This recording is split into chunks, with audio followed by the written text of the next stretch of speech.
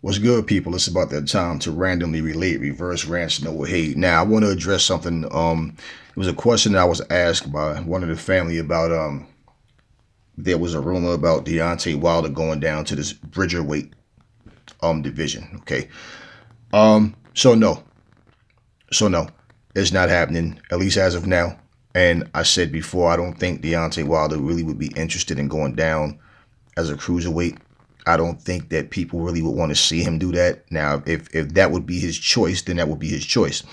But Deontay Wilder's whole career, I mean, at least as a pro, he's been a heavyweight. I don't see him moving down in weight as a step up. I doubt there'll be more money involved. Okay, cruiserweights don't get paid what the heavyweights get. They don't have popular faces. Usyk was the last. Before Usyk, it was James Toney, Vasily Jirov, Orlin Norris pretty much campaigned there all the time till he moved up and fought Mike as a heavyweight. And I don't know what happened with Orlin after that. But at the end of the day, the cruiserweight division has just not been a popular division. I mean, Marco Huck was there holding it down for a long time. As we know, Usyk beat him. And Marco Huck wasn't getting a lot of talk, a lot of praise. It was a rumor. It was a time when Roy Jones, if Roy Jones had a fight with one guy, if he got past him, then he was fighting Marco Huck, and Roy got beat. So the cruiserweights have never been a division where the names just stood out. And to use Deontay Wilder, he himself, he said if the division was created solely for him, that he declined because he's a heavyweight and that's where his division is. And I feel the same way. Like that's where Deontay, people keep talking about Deontay's a small heavyweight. No, look, Deontay need to just build his legs up. He came in at 231 pounds against Fury, and his legs still look scrawny. He just have to distribute the weight properly to where, I mean, he does nothing for his legs at all, nothing. But he's a heavyweight, man. And let's make it clear, okay? I'm not gonna sit here and play nice just for the sake of playing nice, and I'm not, and I'm gonna be just to the point, okay? When they first introduced this whole Bridgerweight and all of that, and they dedicated it to this kid that protected his little sister from a dog attack, and adding that story to it, I guess that would get people in a sentimental section, okay, of their hearts to make them say, "Oh man, that's cool that they dedicate that to this kid," and make them want to get a part of it. Well, let's just be real, man. Okay, for every title that's out there, there's a sanctioning fee for it. This whole Bridgerweight shit and all that, this is nothing but a money move on behalf of the WBC to make more goddamn money. Let's just say it like it is. Let's not see him be fooled and get sucked into this, them using this little kid as a way to try to use his name, like I said, to get people sentimentally invested into this and support it. If we're supporting boxing, we're supporting boxing. Okay, but all of this extra belt, extra belt, extra belt, this is nothing but a way for these guys to make more goddamn money. And I'm glad that Deontay declined that bullshit. Because, I mean, I said already, this division is going to be filled with people who has an issue with, okay, I'm not actually a heavyweight, but I'm also not a light heavyweight. So they fall in that in-between weight class, but if it's going to be a division full of unpopular, unknown names, then we'll just have another division that's there. But, I mean, what is it doing? How is this whole Bridgerweight thing helping boxing in general? And especially right now with this pandemic being going, we don't know how long this thing is going to last. So we're still going to have a whole nother division of fighters fighting in empty buildings. I mean, like, so how is this helping boxing? No. For all we know, the WBC may have issues financially with other parties that they're involved with, and maybe the money's not coming in from other, avenues like it was, and now they're just trying to use this. I don't listen. I don't see this. First off, when you come out with a plan, make a plan before you present it to the public. Okay, the majority of the bulk of the work of what you're doing should be done, and now you're adding the finishing touches. By the time you get it to the people, that it's enough. We've done enough right now. That's going to intrigue people. So when we get this message out here, they're going to already want in. So when I'm listening to them talking about what the WBC Bridgerweight is and how they, changed this and that, and why they, why it was even invented in the first place, I still can't help myself but feel like, man, look, all that bullshit you saying is bullshit. You're doing this shit simply to make money. That's all this shit is. I mean, even to be what they call the franchise champion. It's not a physical title, but it's a sanctioning fee just to have that title attached to your name as franchise champion. So every title is a sanctioning fee. So tell me how this is not just a way for the WBC to make more money for themselves. I mean, how is it?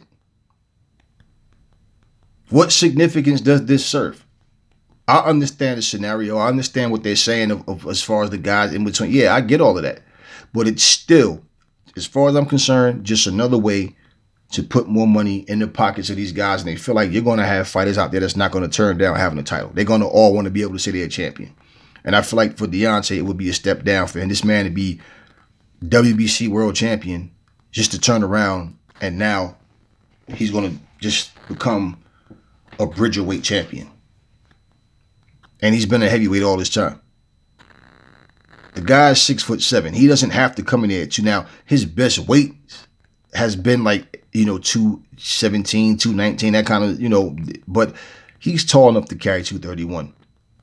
Okay, easily. Like I said, he just needs to build them chicken ass legs up. But other than that, I don't see this benefiting him. Now, for them to try to get a name like him or Usyk, somebody who actually has some reputation, has some credibility to be the headliner, to be the starter, for this whole division, yeah, that would bring more interest immediately than to have two guys who don't have the name yet.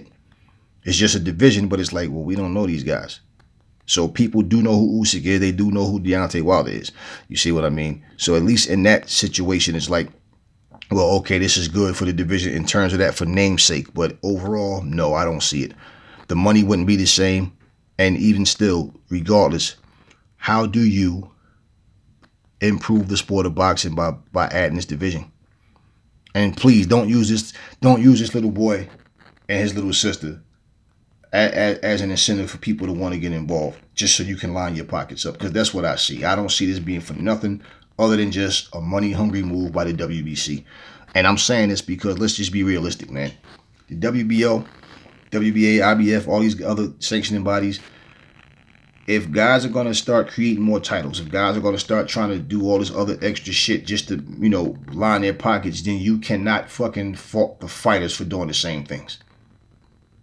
Because the fighters are the ones in there taking the punishment. So there's no fucking way. This is why I never had a problem with any fighter trying to make their money. And why I always say all these idiots that's talking shit about Floyd Mayweather for becoming a billionaire, well, you guys show your own ignorance. Because I don't know any fucking body in their right mind that's going to say, nah, I don't want to be rich. I just want to fight.